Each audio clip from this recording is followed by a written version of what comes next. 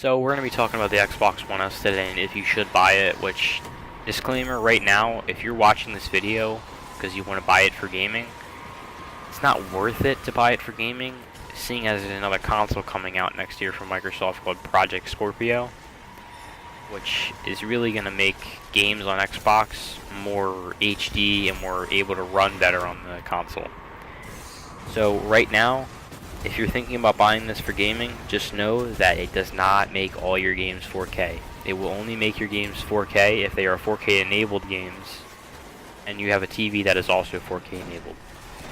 But if you do think about buying this, I would want to trade in your old console for it. It's definitely worth it. So, first up we have the trade-ins for GameStop. Now, it's going to be $399 for the 2TB model, which is the best option here. Because when you trade in all your things, it's like you pay for a console for $199 and you get a really good console for what you're paying for. You get 2 terabytes for, like I said, $399. And you also get, not in this model, or all the models that are included in the video, you get a Blu-ray player, a 4K Blu-ray player that plays movies that are able to be played in 4K. That's worth $400 just off the top.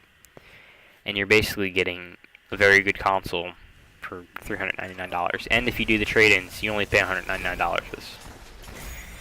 And then you get another option, which is $349 for the 1 terabyte model.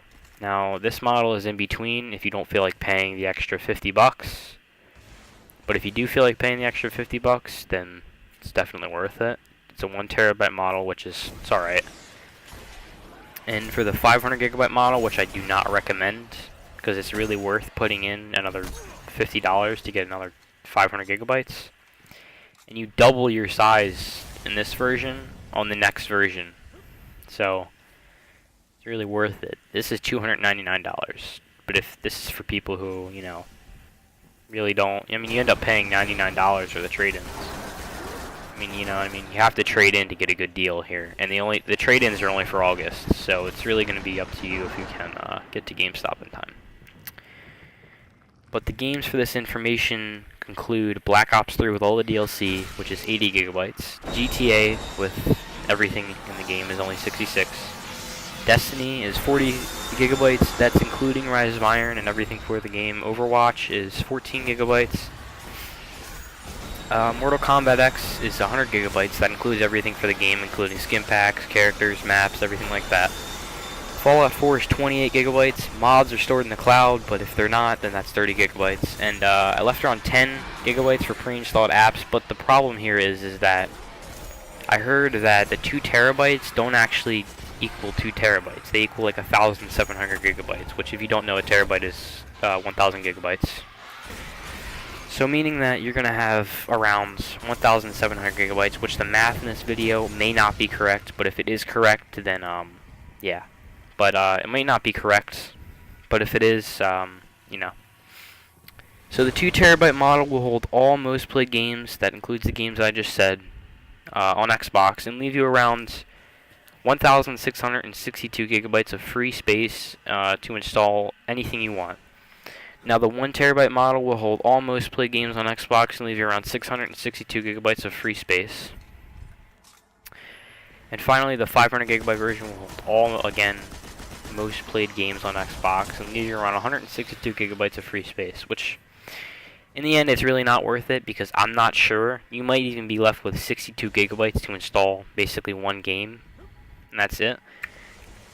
But now to move on to the hardware, what's added on from the original Xbox, a power brick is now built in. You get a 4K Blu-ray player built in, and the Xbox One S is 40% smaller in width and length, or overall, And it supports 4K HDR video for movies and games, which means movies are going to see a better picture quality than games because games can't be upscaled from what their graphics include. It has a slight performance boost, and the controller now has grips Bluetooth for playing on PC wirelessly and extended range, and you can store your Xbox upright now if you're really into storage. You can store it upright now, but only on the 2 terabyte model will it come with a $20 stand. There's no Connect port. You have to buy a different accessory for that. And to get this different accessory, it's gonna cost like $20. I don't think Microsoft makes them, but if they do make them, it's gonna cost around that. And it includes an IR blaster, which means that's gonna turn on your TV, your monitor, your cable box, your sound system, or etc. Whatever you have. That reduces the needs for remotes. Now for the downsides. The Xbox One S is only for 4K fans of games or movies, meaning that if you can play 4K games on here, and you also want to watch movies on here, it's worth it. But then if you don't want to watch movies on here, you're getting half of the Xbox One S. There's like capability for, you might as well remove the Blu-ray player, because I don't even watch movies on here. I download the movies. I don't put discs in here a lot. I personally don't have an Xbox One S, but I can tell you that this is definitely an upscale from the last console. But if you're looking to play more hardcore games with better graphics and better performance, you want to save up for the Project Scorpio version, which is coming out next year in fall. Or next year in holiday, I mean. On Netflix, you have a $9 a month option, which gives you movies and TV shows in 4K, like House of Cards, Stranger Things, movies and TV shows like that. The Xbox One S will not make all your old games true 4K or 4K at all. Games prior to the announcement of the Xbox One S will not be in 4K most likely, and games coming out in the following months won't be either, but I'm not sure. Meaning that games from the past or prior to the announcement of the Xbox One S or in the following months will not all be 4K. It'll try to scale the games to 4K. That's depending on if they're made for other consoles and not scaled down for Xbox One S. The Xbox One S will only scale your games to whatever your TV or monitor supports. You can't have a 4K enabled game to scale the Xbox. You can't have a 4K enabled game to scale to a 1080p TV. It won't be true 4K picture. So if your TV only does 720p or your monitor only does 720p or if they do 1080p, you won't get a 4K picture included. So what I'd say would be worth it is if you have a monitor that's 4K and you want to play games on there and you want to watch movies on there that's 4K, it's worth it. But all in all, the system is it's not worth it if you don't watch movies on here. Because a lot of what this console is based around is movies, and if you don't watch movies on here, a lot of the console is just inactive. There's a Blu-ray player built in, which is worth around 400 euros, or around wherever that equals to in dollars.